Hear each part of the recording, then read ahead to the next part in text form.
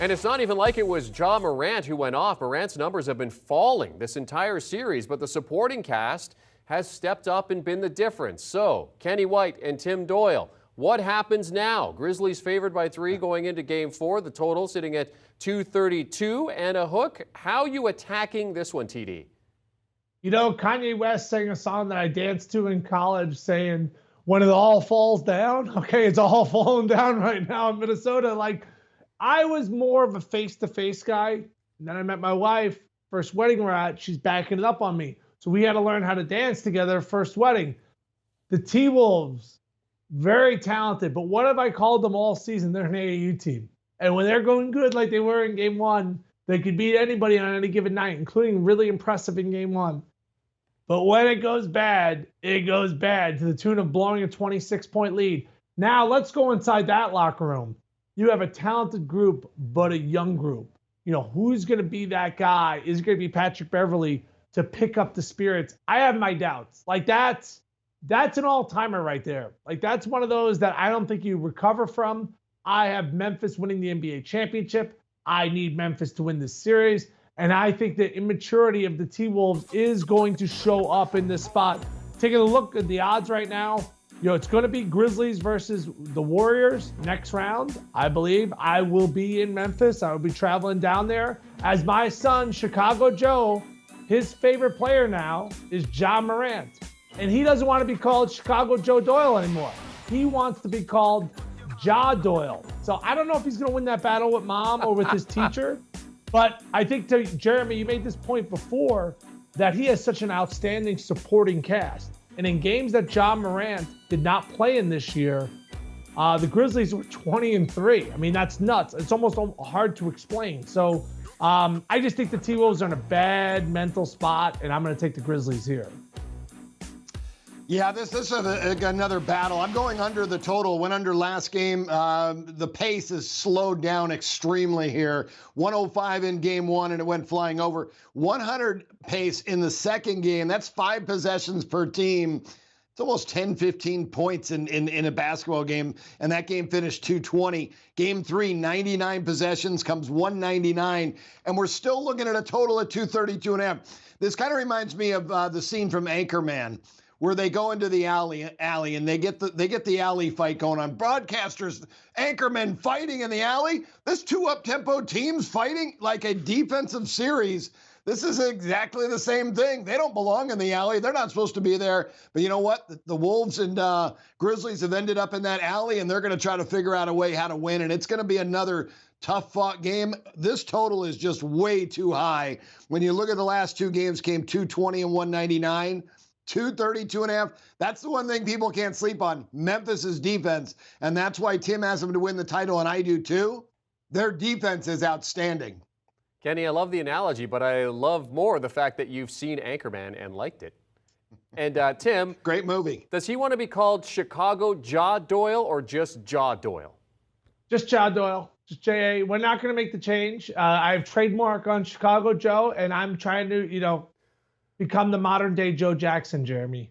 Well, I would stick with Chicago Joe. All right, let's talk about Ja Morant. Speaking of Ja, his numbers going down, the supporting cast stepping up, as we have mentioned. Are you staying away from Ja and going with someone else as a player prop for here, Kenny? No, I'm going under with Ja Morant. I like the game, love the game under, love Ja Morant under. Watching Game 1, Minnesota made an effort. They said, you know what? Anytime Morant comes into the lane, make him pay for it. I think I saw him on the ground at least 10 times in that game, and I don't think he wants that. He knows that he doesn't have the type of body that can take that pounding game in and game out. So the numbers are going down. His points, rebounds, and assists, I went under 44 and a half.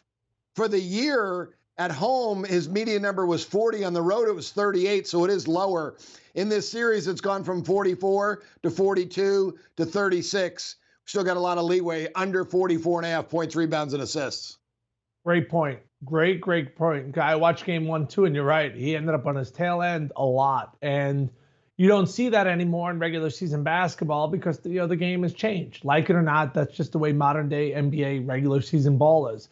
But in the playoffs, they fouled him a lot, and he's such a high flyer that like anything, right? You're going to be like, oh, I got to stay on the floor. Like, I can't be risking my body in order to get one bucket where I could be, hurting my team in the long run. I love Kenny's play there. I'm going to go Desmond Bane over. He's averaging just a smidge under 20 points. And, this guy's wildly consistent. He's a perfect complement to John Morant. He's able to shoot the three, over 40% in this series. He's an excellent defender. Like, perfect yin for John Morant's yang, because Ja's so athletic, so quick. Desmond Bane is so strong, so steady, so consistent. Outstanding backcourt that they have together. I like the Grizzlies, and if Morant's under, someone else is going to have to be up. Give me Bane over. Okay, let's talk about the T-Wolves. I mean, it's Anthony Edwards and then everybody else. Cat has been kept in check in the losses. So where do you look for a Minnesota prop, TD? Yeah, I'm handicapping this as an immaturity game. I think the T-Wolves are going to lay down here. Grizzlies smell blood. Amazing win in game number 3. I think the locker room's going to be dead. So, who's the best player so far in the T-Wolves? It's been Anthony Edwards. People that I trust and look up to, guys like Gary Payton and Steve Smith, Isaiah Thomas, get a chance to work with those guys at NBA TV. They think Anthony Edwards is going to be an MVP one day. So I have very high hopes for him. I hate to kind of poo-poo on his career right in this particular game, but I think he's going to come up short. I think this is going to be a total letdown spot for him and the T-Wolves, so give me under this number. Tim, I think you're in the right direction. I think Desmond Bane's going to be a better player than Anthony Edwards is in the long run, and you got Bane over and Edwards under. I'm going under Karl Anthony Towns. This guy just underperforms when it comes playoff time. 2018, he averaged 24 a game, playoffs 18 a game. Here he is once again. He had a big game in game 1, but that was after the horrible effort he had in the play-in game. So his 3 out of 4 games have been really bad, under 24.5. He's scored 10 and 8 points the last 2 games. Memphis knows how to cover him. Memphis knows how to frustrate him. And again, he did foul out the last game.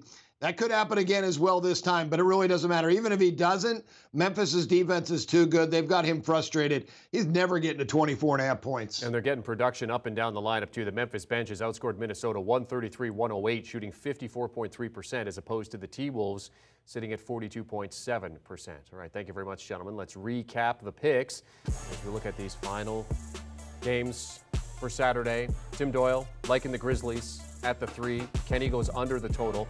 Grizzlies player prop, Desmond Bane over his total. T-Wolves prop, Anthony Edwards under his total for Tim. And for Kenny, Grizzlies, John Morant under his total of points, rebounds, and assists. And for his T-Wolves prop, Karl. Do you want a sports network that delivers everything that matters about the game? The highlights, the picks, the instant analysis, no yelling, no fake debates, no politics. Hit the subscribe button and never miss a moment.